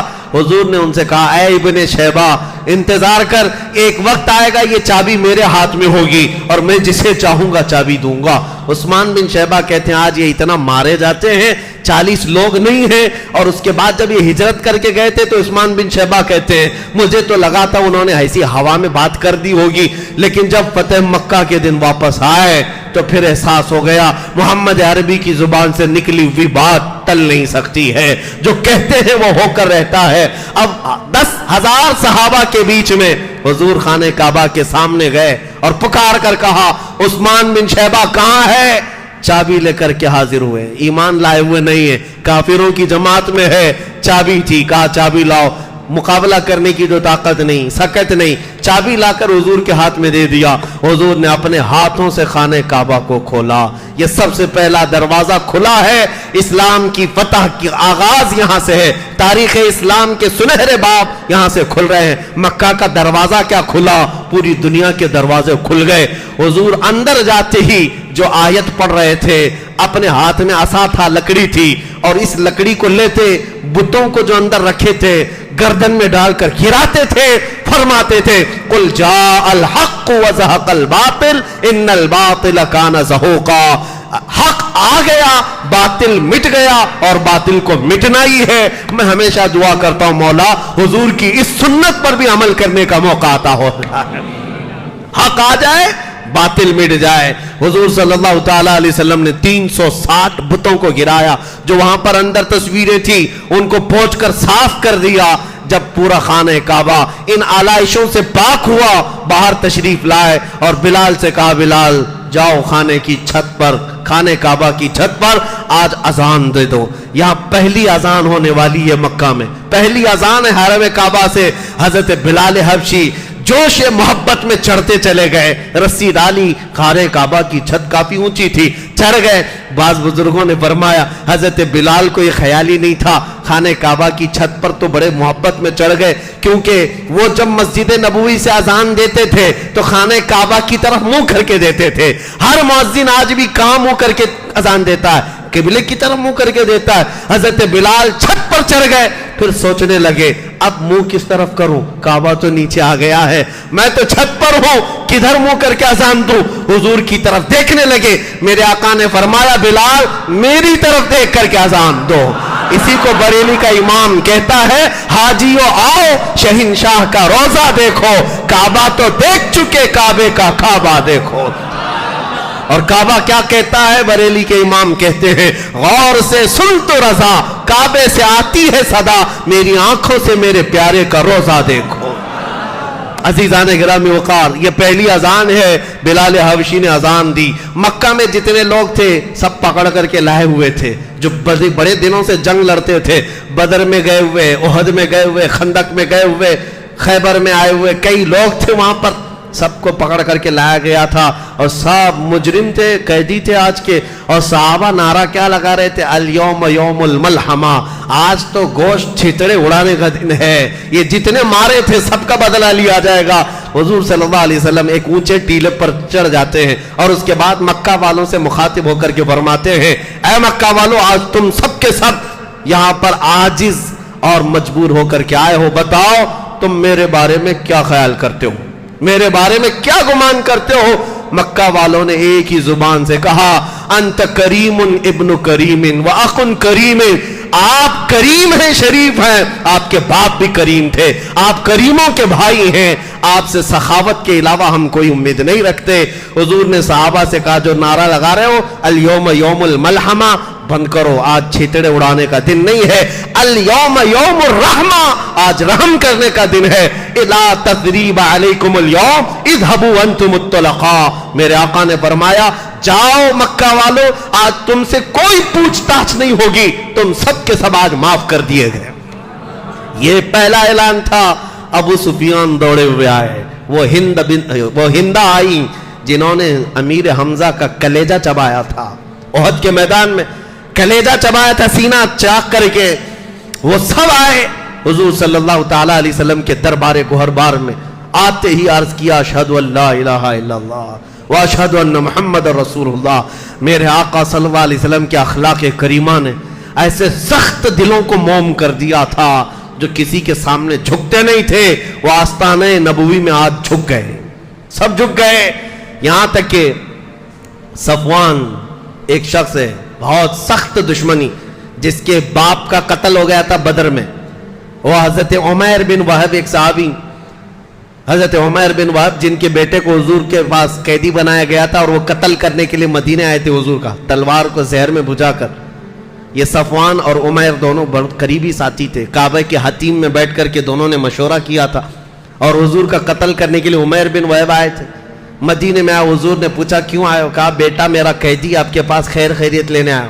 حضور نے فرمایا سچ بتاؤ، وہ بات بتاؤ جو حتیم کعبہ میں بیٹھ کر کر کے آئے ہو۔ وہ غیب دان نبی نے اتنا کہا تھا، عمیر بن وہب کے ہاتھ سے تلوار چھوٹ گئی، کلمہ پڑھ لیا، ایمان لائے، اور واپس آئے تو دوست ابھی ایمان لایا ہوا نہیں تھا صفوان، وہ چھوڑ دیا۔ عمیر بن وہب کو ڈانٹنے لگا تجھ کو تو قتل کرنے بھیجا تھا، تو خود مسلمان ہو گیا۔ اب صفوان کو بہت سمجھاتے تھے لیکن سمجھتا نہیں۔ جس دن فتح مکہ ہوا اس نے کہا کہ میں یہاں ان کے سامنے قیدی اور مجبور بن کر کے رہنے سے خودکشی کرنا پسند کرتا ہوں۔ گھوڑا لے کر دوڑ پڑا، کہا کہ میں سمندروں میں جا کر کے چھلانگ لگاؤں گا اور ڈوب کے مر جاؤں گا، لیکن محمد کے ہاتھ میں نہیں ہوں گا۔ اتنا کٹھور دل۔ عمیر بن وہب آئے، کہا کہ یہ خودکشی کرنے جا رہا ہے، سوسائڈ کرنے جا رہا ہے۔ دوڑتے ہوئے آئے، کہا دیکھ محمد صلی اللہ علیہ وسلم نے ابو سفیان کو معاف کیا، ہندہ کو معاف کیا، سب کو، تو کون سا بڑا ہے، آجا۔ کہا نہیں میں نہیں آ سکتا۔ تھوڑی دیر کے بعد پوچھنے لگا کیا وہ مجھ جیسے کو معاف کریں گے؟ میں نے تو ان کے قتل کا منصوبہ بنایا، بدر میں ان کے سامنے، احد میں ان کے سامنے، خندق میں ان کے سامنے، مجھے معاف کریں گے؟ عمیر نے کہا معاف کریں گے، میری بات تو سن۔ کہتا نہیں مجھے یقین نہیں۔ حضرت عمیر آئے، کہا رسول اللہ صلی اللہ علیہ وسلم سے آج فتح مکہ آپ نے فرمایا یوم الرحمہ ہے، رحمت کا دن ہے۔ میرا قریبی دوست تھا صفوان، اگرچہ وہ آپ کی دشمنی میں کئی سال بتایا، ایک رحم کی بھیک چاہتا ہوں، اسے معاف کرنے کا آپ پروانہ دے دیں۔ حضور نے فرمایا جاؤ اس سے کہہ دو میں نے معاف کیا۔ بس ایک ہی جملہ ہے، ایک ہی جملہ ہے۔ اعلیٰ حضرت نے فرمایا کون دیتا ہے دینے کو منہ چاہے، دینے والا ہے سچا۔ हाथ उठते ही मंगता का हाथ उठते ही दाता की देन थी, दूरी कबूलो अर्ज में बस हाथ भर की है, लब वहां हैं आंखें हैं बंद फैली हैं झोलियां, कितने मजे की भीख तेरे पाक दर की है। या रसूल अल्लाह, उमैर बिन वहब ने कहा या रसूल अल्लाह वो मानेगा नहीं मेरी बात, कह दूंगा आपने माफ किया, मानेगा नहीं। कहा क्या चाहते हो? कहा बस आपका अमामा चाहता हूं, आप अमामा दे दें अपना, निशानी दिखा दूंगा। अमामा किसी को दिया नहीं जाता। हुजूर ने एक काफिर जो कट्टर दुश्मन था उसको बचाने के लिए उमैर बिन वहब रिक्वेस्ट कर रहे हैं, फौरन अपना अमामा शरीफ उतार दिया, कहा ले जाओ। उमैर बिन वहब अमामा शरीफ को लेकर के आए। सफवान जो घोड़े पर बैठकर समंदर में छलांग लगाना चाहा था, कहा सुन ले मेरी बात, मैं नहीं कहता था कि वो माफ करेंगे, मैंने जाकर तेरे बारे में कहा, उन्होंने माफ कर दिया। कहा क्या बात है, क्या सबूत है तुम्हारे पास? निकाल करके दिखाया वो अमामा मुबारका रसूलुल्लाह का जो आपके सर पर सजा हुआ था। सफवान से कहा कि ये देख उन्होंने निशानी के लिए अमामा भेजा। सफवान का दिल मोम हो गया, कहा मैंने ऐसा इंसान ही नहीं देखा दुनिया में, मैंने ऐसा इंसान ही नहीं देखा। अमामा मुबारका की खुशबू क्या गई इसके सीने में, दौड़ता भागता हुआ वापस आया, जो सुसाइड करने के लिए गया था वापस दौड़ता हुआ आया, हुजूर के कदमों में गिर गया। और उसके बाद बाज रिवायतों में कहा गया है, वो कहता था कि आपके बार मैं तो जान बचाने के लिए गया था, अब अगर ये मार भी दे तो मुझे परवाह नहीं, इसलिए कि मेरा दिल इनके कदमों में गिर गया है, अब कत्ल भी हो जाऊं इनके हाथ से तो कोई परवाह नहीं, खुशी से मर जाऊंगा। अजीज़ान गिरामी वक़ार, इस्लाम की इस्टेब्लिशमेंट में मेरे आका के हकीमाना अफ़आल को अगर मैं जिक्र करूं रातें गुजर जाएंगी, इतना आसान नहीं था। फतेह मक्का के बाद क्या रसूल करीम सल्लल्लाहु ताला अलैहि वसल्लम उस दिन उम्रा फरमाते, उम्रा के बाद फौरन आप मदीने तैयबा के लिए रुखसत हो रहे थे, तो ये ऐलान फरमाया था, ऐ मक्का मैं तुझसे बेहद मोहब्बत करता हूं, काश मक्का वालों ने मुझे ना निकाला होता तो मैं जिंदगी भर कभी मक्का छोड़कर ना जाता। मक्का से हुजूर सल्लल्लाहु ताला अलैहि वसल्लम रुखसत हुए, वापस मदीने आए, ये 7 हिजरी की बात थी। उसके बाद कुछ बड़ी जंगें हुई हैं, दूसरे लोगों से जंग हुनैन हुई है, जंग तबूक हुई है, और उसके बाद 10वीं हिजरी थी। 10वीं हिजरी का फिर रमजान के बाद जिलकादा 26 जिलकादा हुजूर सल्लल्लाहु ताला अलैहि वसल्लम का इरादा हुआ कि इस साल हज करना है। ये हुजूर का आखिरी हज भी है, पहला हज भी, यानी हिजरत के बाद। उससे 1 साल पहले हजरत अबू बकर हजरत अली को हज के लिए काफिले में अमीर बना करके भेजा था हुजूर ने। उन्होंने आकर ऐलान कर दिया था आज के बाद से कोई मुशरिक मक्का में दाखिल नहीं होगा। वो हजरत अबू बकर हजरत अली के ऐलान के बाद से आज तक इसी बात पर अमल किया जाता है, हुदूद मक्का में किसी गैर मुस्लिम को दाखिल होने की इजाजत नहीं। 10वीं हिजरी थी, हुजूर ने जैसे ही ऐलान फरमाया कि इस साल हज के लिए जाना है, खबर ऐसी फैल गई, पूरे अरब के कबीले जितने मुसलमान हुए थे जौक दर जौक काफिलों में शरीक होने लग गए, मदीने आ गए। मदीने आए और हुजूर सल्लल्लाहु ताला अलैहि वसल्लम ने अबियार अली से अपना एहराम बांधा, जिसको आज मस्जिद अली कहते हैं, वहां से एहराम बांधा। ये 26 जिलकादा का दिन था और यहां से चलते हुए हुजूर सल्लल्लाहु ताला अलैहि वसल्लम 4 जिलहिज्जा को मक्का मुकर्रमा में दाखिल हुए, गुस्ल फरमाया। हुजूर ने क़िरान का एहराम बांधा था, उम्रा और हज दोनों मिला करके। उस वक्त मक्का पहुंचने तक सहाबा की जो जमात बढ़ती गई, वो तकरीबन 1,20,000 की तादाद थी। 1,20,000 के करीब सहाबा सब जमा हुए, हुजूर के साथ हज करना है, कौन नहीं करता, सब जमा हो गए थे। सारी अज़वाज मुतहरात भी हुजूर के साथ थीं।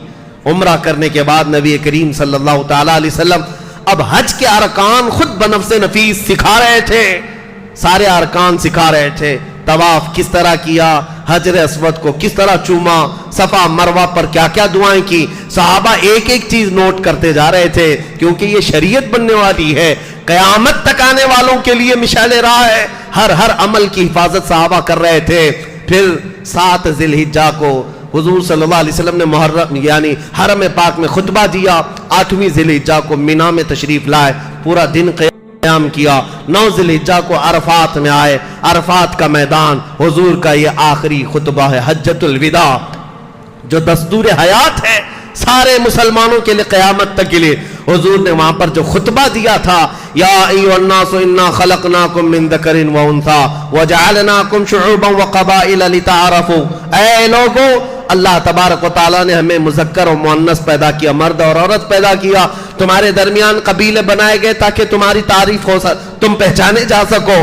یاد رکھو تم سب کے سب آدم کی اولاد ہو اور آدم کو مٹی سے بنایا گیا ہے۔ آج کے بعد نہ کسی گورے کو کالے پر فضیلت ہے، نہ کسی امیر کو غریب پر فضیلت ہے، اگر کسی کو فضیلت ہے تو صرف تقوی کی بنیاد پر ہے۔ اللہ کے نزدیک صرف وہی معزز و مکرم ہے۔ عورتوں کے حقوق کے لیے حضور صلی اللہ علیہ وسلم نے فرمایا ان کے ساتھ بدسلوکی کرنے سے ڈرو، ان کے ساتھ برا سلوک کرنے سے ڈرو۔ باندیوں کے حقوق بتائے، مزدوروں کے حقوق بتائے، پڑوسیوں کے متعلق بتایا، اور پھر اخیر میں فرمایا تم میں سے جو حاضر ہے وہ غائب تک میرے پیغام کو پہنچا دو۔ اس خطبے کے بعد حضور نے ایک جملہ فرمایا، میں نے جو کچھ بھی کہا ہے اس کو محفوظ رکھ لو، ہو سکتا ہے آج کے بعد اس جگہ پر میں دوبارہ تم سے ملاقات نہ کر سکوں۔ اور پھر وہ آخری آیت قرآن کی، 23 سال سے قرآن نازل ہو رہا تھا، آیت نازل ہوئی، الیوم اکملت لکم دینکم واتممت علیکم نعمتی ورضیت لکم الاسلام دینا۔ اللہ نے فرمایا چھٹے پارے کی آیت ہے، آج کے دن تمہارا دین مکمل ہو گیا۔ اللہ فرماتا ہے میں نے اپنی تمام نعمتیں مکمل تم کو دے دی اور تمہیں اسلام دے کر میں راضی ہوا۔ قرآن کی آخری آیت تھی۔ حضور نے فرمایا قرآن کے نازل ہونے کا سلسلہ بند ہو گیا، اب میرے بعد کوئی نبی نہیں آنے والا ہے۔ صحابہ خوش ہو گئے، قرآن کمپلیٹ، دین کمپلیٹ، نظام کمپلیٹ۔ کسی دین میں ایسی بات آئی نہیں تھی۔ یہودی کہتے ایسی آیت ہمارے اندر نازل ہوتی تو ہم ہر سال عید مناتے۔ صحابہ تو خوش تھے، دین کمپلیٹ ہو گیا، لیکن ایک کونے میں بیٹھے ہوئے ابو بکر صدیق کو روتے ہوئے صحابہ نے دیکھا، غم کے آنسو تھے۔ صحابہ قریب گئے، کہا آج خوشی کا دن ہے، یہ عرفات کا دن ہے اور آخری آیت نازل ہوئی، قرآن کمپلیٹ ہو گیا ہے، اللہ کی کتاب مکمل ہو گئی، رونے کا سبب کیا ہے؟ حضرت ابو بکر کہتے ہیں اے صحابہ تم میں سے کسی کو شاید یہ نہ معلوم ہو، آخری آیت اترنے کا مطلب دین تو کمپلیٹ ہو گیا، لیکن اس کا دوسرا معنی یہ ہے اب ہمارے مصطفیٰ کریم اب ہمارے درمیان زیادہ دن تک نہیں رہیں گے، زیادہ دن تک نہیں رہیں گے۔ وجہ یہ ہے کہ وہ اللہ کے رسول دین پہنچانے آ گئے تھے، دین مکمل ہو گیا تو اب وہ رسول ہمارے درمیان نہ رہیں گے۔ صحابہ میں سب سے پہلے سمجھنے والے اس بات کو صدیق اکبر تھے۔ واپس حضور یعنی ذی الحجہ میں ہی 14 یا 15 ذی الحجہ کو حضور صلی اللہ تعالی وسلم رخصت ہو گئے، مکہ مکرمہ سے مدینہ طیبہ تشریف لائے۔ یہ حضور صلی اللہ تعالی علیہ وسلم کا آخری حج تھا۔ یہاں پر حضرت حضور اکرم صلی اللہ تعالی وسلم مدینہ تشریف لائے، معمول کے مطابق بات چل رہی تھی، محرم کا مہینہ گزرنے کو تھا، سفر آتے ہی حضور صلی اللہ تعالی علیہ وسلم کی طبیعت علیل ہوئی۔ یہ سفر کا مہینہ تھا، طبیعت علیل ہوئی۔ نبی پاک صلی اللہ علیہ وسلم ایک دن مسجد نبوی میں تشریف لائے اور منبر پر کھڑے ہو کر کے خطبہ دیا، اے میرے صحابہ اللہ نے اپنے ایک بندے کو اختیار دیا ہے، چاہے تو وہ دنیا لے لے چاہے تو اللہ کے پاس آ جائے، لیکن اس کے بندے نے دنیا چھوڑ دی، اللہ کے پاس جانے کو اختیار کر لیا ہے۔ صحابہ کے سامنے حضور ایسی مثالوں میں بہت ساری باتیں بتاتے تھے۔ بندے کے طور پر حضرت ابو بکر پھوٹ پھوٹ کر کے رونے لگ گئے۔ صحابہ نے کہا ابو بکر وہ تو رسول اللہ مثال دے رہے ہیں، کسی بندے کو اللہ نے اختیار دیا ہے۔ حضرت ابو بکر کہتے تم نہیں سمجھتے، وہ بندہ کوئی اور نہیں، وہ محمد رسول اللہ ہے۔ اللہ نے انہیں اختیار دیا ہے، چاہے تو دنیا میں رہ جائیں یا اللہ کے پاس جائیں۔ کیا تم نہیں سنتے ہو؟ رسول اللہ نے وہ اختیار کر لیا ہے کہ وہ اللہ کے پاس جائیں گے۔ اب یہاں سے حضور صلی اللہ علیہ وسلم کی علالت شروع ہوئی، طبیعت خراب ہوئی، بیماری بڑھتی گئی، بخار شدت سے آنے لگا۔ پورا سفر کا مہینہ اسی طرح گزرا۔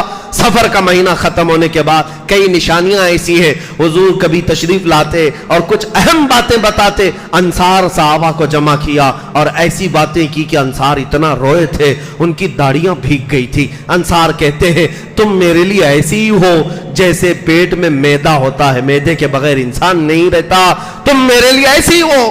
انصار سنو، دنیا کی قومیں بڑھتی جائیں گی، انصار گھٹتے جائیں گے، اتنے رہ جائیں گے جیسے آٹے میں نمک کی طرح، لیکن تم پر بہت بڑی ذمہ داری ہے.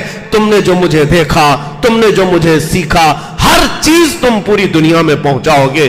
انصار صحابہ حضور کی یہ باتیں سنتے سنتے آنکھوں سے اشک ایسے رواں تھے، بھیگ گئے تھے. پھر وہ دن آیا، ربیع الاول شریف کا مہینہ شروع تھا. رسول کریم صلی اللہ تعالی علیہ وسلم 7ویں ربیع الاول یا 8ویں ربیع الاول شریف کو حجرے میں گئے اور اپنی تمام ازواج مطہرات کو بلایا، جتنی بیویاں تھیں. حضور صلی اللہ علیہ وسلم کی اس وقت 9 بیویاں قریب تھیں. سب کو بلایا اور کہا کیا تم میں سے کسی کے پاس سونا چاندی ہے، کسی کے پاس زیورات ہے؟ تمام ازواج نے پوچھا کیا بات؟ کہا اگر کسی کے پاس ہے تو چاہے تو صدقہ کر دے، خیرات کر دے. ازواج مطہرات نے پوچھا آپ اس طرح کی بات کیوں کر رہے ہیں؟ حضور فرماتے ہیں اس لیے کہ میں رب العالمین کی بارگاہ میں جانے والا ہوں. میں یہ نہیں چاہتا کہ اس حال میں جاؤں کہ میرے گھر میں سونا چاندی جمع ہو، میرے گھر میں دنیا کا مال پڑا ہو. تم چاہو تو خیرات کر دو، حرام نہیں ہے، پہننا ناجائز نہیں ہے، لیکن میری خواہش یہ ہے کہ میں مولا کی بارگاہ میں فقیرانہ انداز میں جاؤں، میرے گھر میں کوئی دولت نہ رہے. ازواج مطہرات یہ خطبہ دیا اور پھر کہا دیکھو باری کے طور پر میں تمہارے گھروں میں آتا تھا. ایک دن زینب کے گھر، ایک دن سلمہ کے گھر، ایک دن حفصہ کے گھر، ایک دن صفیہ کے گھر رضی اللہ تعالی عنہن اجمعین، سب کے گھروں جاتے تھے. حضور نے فرمایا اگر تم سب اپنی باریاں قربان کر کے عائشہ کو دینا چاہو تو سوچ لو تاکہ میں عائشہ کے گھر آرام کروں. ساری ازواج مطہرات نے دیکھا حضور کی طبیعت علیل ہے. سبوں نے کہا حضور صلی اللہ علیہ وسلم عائشہ کو بہت پیار کرتے ہیں، عائشہ سے بہت محبت کرتے ہیں. ہم سبوں نے اپنی باریاں قربان کی. یا رسول اللہ آپ ہمارے گھر باریوں میں نہ آئیں، کوئی مذائقہ نہیں، آپ عائشہ کے گھر آرام فرمائیں. سبوں نے اپنی باریاں ام المومنین عائشہ کے لیے قربان کر دی. حضور صلی اللہ علیہ وسلم حجرہ عائشہ میں ہی آرام کرنے لگے. یہ حجرہ عائشہ وہی ہے جس کو پوری دنیا آج سنہری جالیوں کے نام سے جانتی پہچانتی ہے. یہ عائشہ صدیقہ طیبہ طاہرہ کا مکان ہے، حجرہ عائشہ ہے. رسول اللہ اس میں آرام کرتے رہے. 2 دن ایسے گزرے حضور مسجد نبوی میں نہیں آئے، صحابہ کو نماز پڑھانے نہیں آئے. حضور صلی اللہ تعالی علیہ وسلم حضرت ابوبکر صدیق کو امامت کے لیے آگے کر دیے، تم نماز پڑھاؤ. حضرت ابوبکر نماز پڑھاتے تھے. صدیق اکبر نے 17 نمازیں پڑھائی. میں روایتیں پڑھتا ہوں غم سے نڈھال ہو جاتا ہوں. 14 صدیوں کے بعد آج جب کبھی بخاری اٹھاؤ، مسلم اٹھاؤ، یہ حدیث بیان کرنے والے صحابی کہتے ہیں ایک دن مغرب کی اذان ہوئی، بلال حبشی نے اذان دی اور اس کے بعد اقامت ہو گئی. ابو بکر صدیق پڑھنے لگے، ہر جماعت قائم ہوتی. صحابہ کہتے ہیں ہم ٹکٹکی باندھ کر حضور کے کمرے کی طرف دیکھتے تھے. حجرے کا دروازہ کھلے گا، دروازے سے پردہ ہٹے گا، آفتاب رسالت باہر آئیں گے. ہماری بھیگی آنکھوں کو ایک تمنا لے کر کے دیکھتے تھے قرار آ جائے گا، چین آ جائے گا، لیکن حضور نہ آئے. 2 دن نہ آئے. مغرب کی اذان، جماعت کھڑی ہو گئی. ابو بکر صدیق امامت کے لیے آگے بڑھے تھے. اچانک کہتے ہیں پردہ ہٹا، حجرے کا پردہ ہٹا. صحابہ نماز میں ہیں، ہاتھ باندھے ہوئے ہیں. جیسے ہی پردہ ہٹا سب کے چہرے پھر گئے. قبلہ اس طرف ہے، حضور کا حجرہ اس طرف ہے. سب صحابہ پھر گئے نماز کے حالت میں. صحابہ کہتے ہیں انقریب ہم فتنے میں مبتلا ہو جاتے، آزمائش میں مبتلا ہوتے. سب دیکھنے لگ گئے اور سب کے سب آواز کرنے لگ گئے. بلند ہو گئی آوازیں. ابو بکر صدیق مصلی سے پیچھے ہٹنے لگے. لیکن ایک روایت بھی مجھے بتا دو، کسی نے کہا ہے کہ ان کا چہرہ پھر گیا تو ان کی نمازیں خراب ہو گئی، ان کی نمازیں ٹوٹ گئی. ہمارا چہرہ قبلے سے پھر گیا، نماز ٹوٹ جائے گی.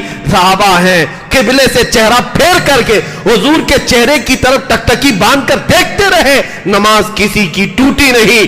اسی کو ہم کہتے ہیں کعبہ تو دیکھ چکے، کعبے کا کعبہ دیکھو. صحابہ کعبے کا کعبہ دیکھ رہے تھے. حضور صلی اللہ تعالی علیہ وسلم اس دن آ تو رہے تھے لیکن کیفیت ایسی تھی.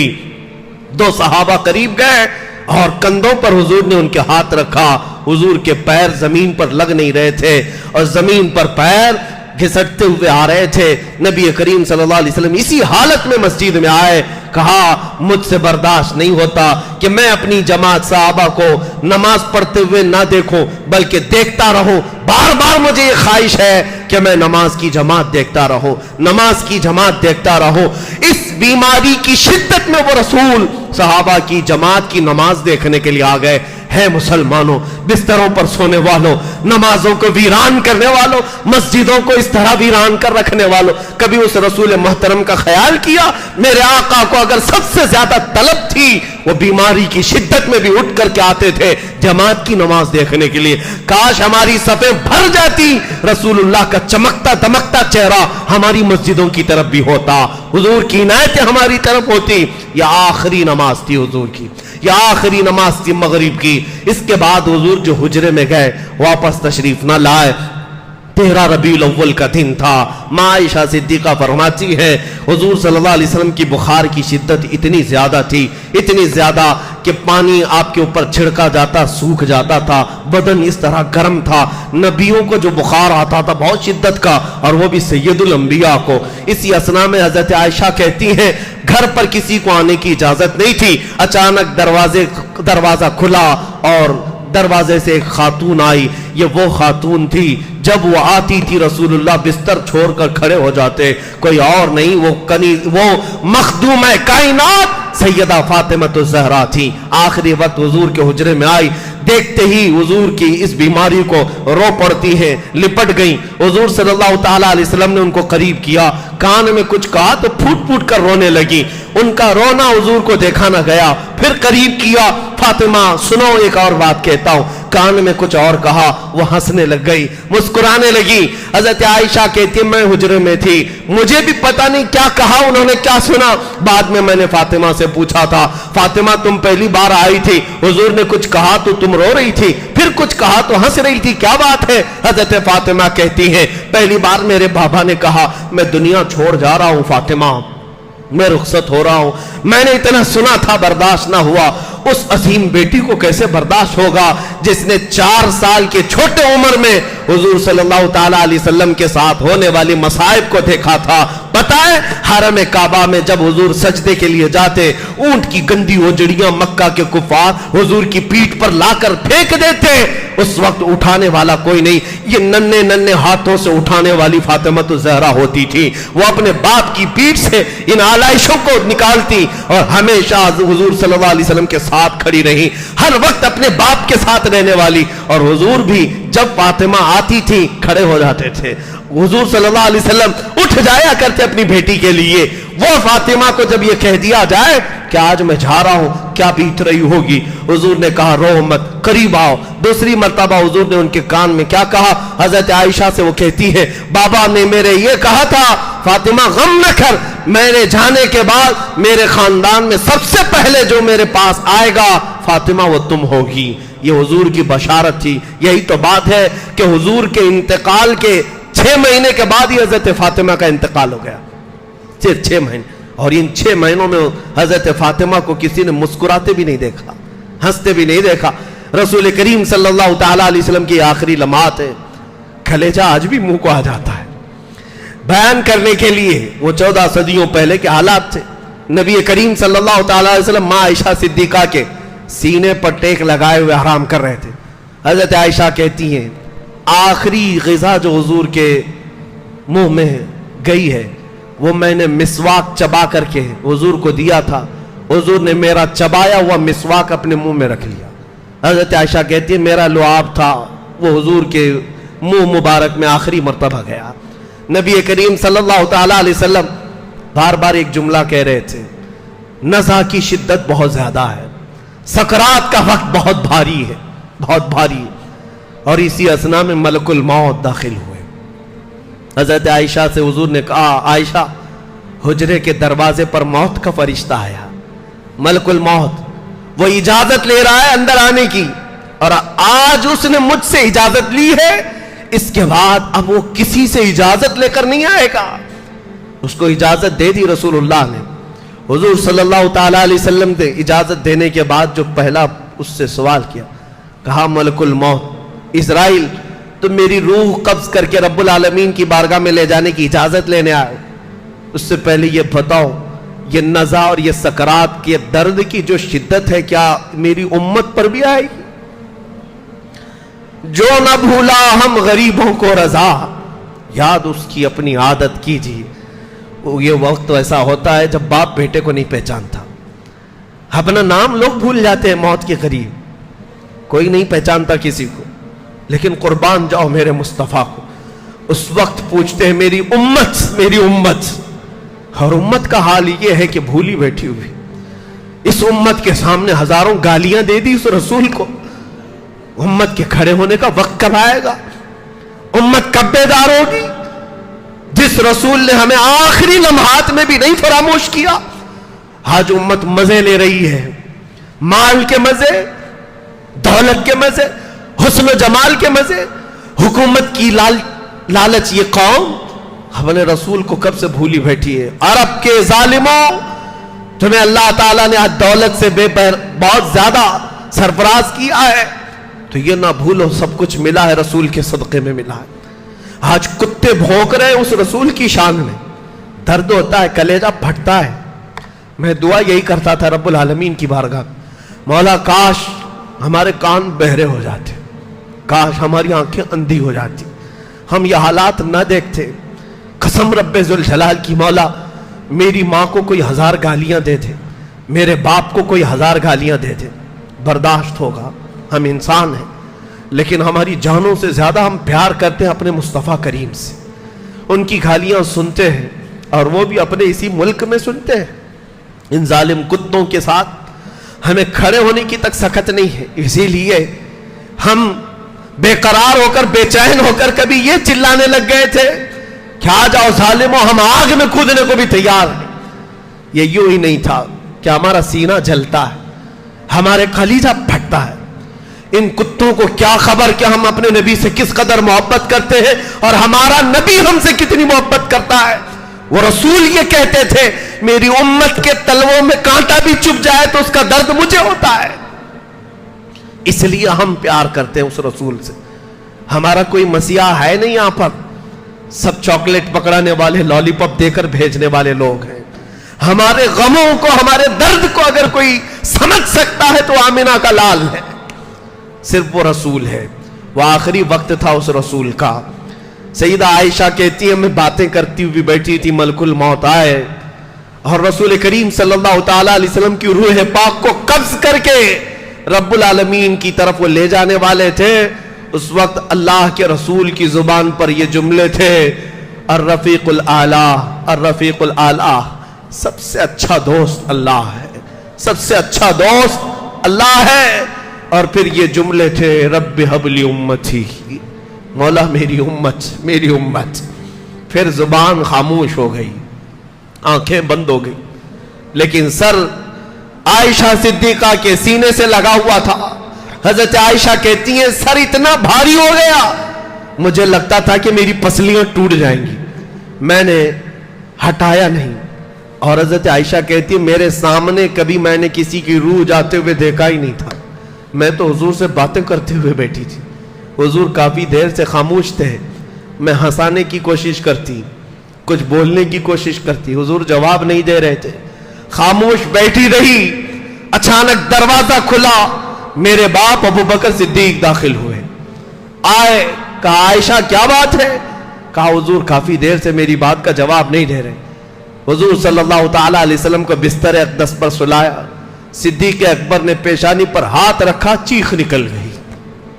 وہ صدیق یار غار ایک لمحہ حضور سے جدا ہونے کو برداشت نہیں کرتے، پیشانی کو چوما اور کہا واللہ یا رسول اللہ لن یجمع اللہ تبارک و تعالی لن یجمع موتین علیک، اے اللہ کے رسول قسم رب ذوالجلال کی، 2 موتیں کسی پر اللہ جمع نہیں کرے گا۔ ایک موت آنی تھی وہ آ گئی، ایک موت آنی تھی وہ آ گئی، آپ ہم میں سے چلے گئے۔ حضرت عائشہ کہتی ہیں حضرت ابو بکر کے جملے سن کر کے میرا دل پھٹ گیا۔ میں نے پوچھا ابا جان کیا میرے رفیق حیات میرے سرتاج نہیں رہے؟ کہا عائشہ اس خبر حقیقت کو تسلیم کر لو، رسول اللہ اب ہمارے درمیان نہیں۔ گھر کے اندر سے آوازیں جیسی آئیں، مسجد نبوی میں جو صحابہ جمع تھے ان کی کیفیت کیا ہوگی؟ جیسی ابو بکر صدیق باہر ہے، صحابہ پوچھنے لگے کیسے ہیں حضور؟ حضور کی طبیعت کیسی ہے؟ بخار کم ہوا؟ صدیق اکبر منبر پر کھڑے ہوئے اور کہا وما محمد الا رسول قد خلت من قبلہ الرسل، محمد اللہ کے رسول ہیں، ان سے پہلے بھی رسول آئے اور چلے گئے. ومن افئن مات او قتل انقلب على عقبیہ فلن يضر اللہ شیئا. یاد رکھو وہ انتقال کر چکے ہیں، وفات پا چکے، ان کے بعد اگر تم میں سے کوئی پیچھے پھر گیا، ان کا دین چھوڑ دیا، تو اللہ کو کچھ نقصان نہیں پہنچا سکتا. یہ آیت سنتے ہی صحابہ کے ہوش اڑ گئے. حالت ایسی تھی، حضرت عثمان کے بارے میں کہتے ان کو کوئی چونٹی کاٹتا تو بھی پتہ نہیں چلتا، پتھروں کی طرح جمے سے میں. حضرت عمر تو کہتے میں نہیں مانتا حضور کا انتقال ہوا، وہ اللہ کے رسول ہیں، اللہ کے نبی ہیں. جیسے عیسیٰ علیہ السلام آسمانوں پر گئے، میرے نبی بھی گئے، میرے نبی گئے واپس آئیں گے. اور ان کا اپنا یہ فرط محبت میں تھا، تلوار اٹھا کر مدینے میں گھومتے تھے. خبردار اگر کسی نے کہہ دیا محمد صلی اللہ علیہ وسلم کا انتقال ہوا، میں گردن مار دوں گا، میرے رسول واپس آئیں گے. حضرت عمر کو سنبھالا. یہ اسٹیبلشمنٹ کا وہ اہم نقطہ تھا. یہاں سے باضابطہ اسلام کی تاریخ شروع ہے. رسول پاک کے بعد اب جو باغ ڈور سنبھالنی تھی وہ سب سے اہم ذمہ داری تھی رسول کریم صلی اللہ تعالی علیہ وسلم کی. وفات کی خبر کا یقین کرنا ہی تھا. صحابہ نے کر لیا، صحابہ نے کر لیا. پیر کا دن تھا، حضور صلی اللہ علیہ وسلم وفات پا گئے. 2 دن تک صحابہ حضور پر نماز پڑھتے رہے، الگ الگ آ کر کے جماعت جماعت. حضور کے حجرے میں ہی نماز ہوئی. صحابہ میں یہ اختلاف تھا کہ حضور کو کہاں دفن کیا جائے. کچھ کہتے مکہ میں، کچھ کہتے بیت المقدس میں. پھر ایک حدیث سنائی صحابی نے، کہا حضور نے فرمایا تھا جس نبی کا جہاں انتقال ہوتا ہے وہ وہیں دفن ہوتے ہیں. صحابہ اکرام نے اس حدیث پر عمل کیا. اس کے بعد رسول کریم صلی اللہ تعالی علیہ وسلم کو حجرہ عائشہ میں جہاں حضور کی وفات ہوئی، قبر پاک کھودی گئی. مدینہ طیبہ کے مشہور قبر کھودنے والے 2 صحابہ تھے. لحد بنائی گئی، ایل شیپ میں جو ہوتی ہے وہ لحد ہے. حضور صلی اللہ علیہ وسلم کو پسند تھی. قبر یعنی ایک صندوق باکس والی ہوتی ہے اور ایک ایل شیپ میں ایسے سیدھے کھود کر کے نیچے ایک اور کھڈا ہوتا ہے، وہ لحد ہے. حضور صلی اللہ علیہ وسلم کے لیے لحد بنائی گئی. قبر میں اترنے والے صحابہ میں حضرت علی کرم اللہ وجہہ الکریم، حضرت عباس، یہ صحابہ ہیں. قبر میں حضور صلی اللہ علیہ وسلم کو اتارا. اب یہ آخری بات ہے، اس کے بعد میں اپنی گفتگو ختم کرتا ہوں. حضور صلی اللہ تعالی علیہ وسلم کو قبر انور میں اتارنے کے بعد یہ صحابہ کہتے ہیں اب بھی حضور کے لب ہل رہے تھے. تو زندہ ہے واللہ، تو زندہ ہے واللہ، میری چشم عالم سے چھپ جانے والے جو تم کو مردہ کہے وہ مردہ ہے واللہ، تو زندہ ہے واللہ. فرماتے صحابی ہم نے کان لگائے، حضور کے لب ہل رہے تھے. اس وقت کان سے آواز یہ آ رہی تھی، زبان سے آواز یہ آ رہی تھی کانوں میں، رب اغفر لامتی فانہم لا یعلمون. اے مولا میری امت کو معاف کر دینا اس لیے کہ مجھے نہیں پہچانتی ہے. اس کے بعد حضور کی قبر بند کر دی گئی. مجھے آج بھی وہ جملے یاد آتے ہیں. اس رسول نے آخری وقت دعا کی تھی، مولا میری امت کو معاف کر دے.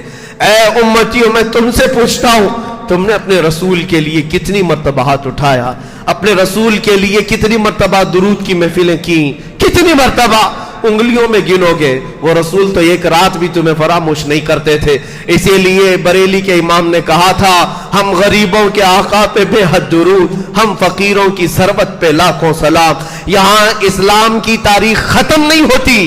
میرے آقا کے رخصت ہو جانے کے بعد، حضور کے ہم غریبوں سے پردہ فرمانے کے بعد اسلام کی تاریخ ختم نہیں ہوئی. یہاں سے تاریخ اسلام کا باضابطہ پھر سے ایک دور شروع ہوتا ہے خلافت راشدہ کا. خلافت کیسے قائم ہوئی اور خلافت کے اسباب کیسے بنے اور خلافت کو کیسے سنبھالا گیا، انشاءاللہ آگے کی محفلوں میں عرض ہوگا.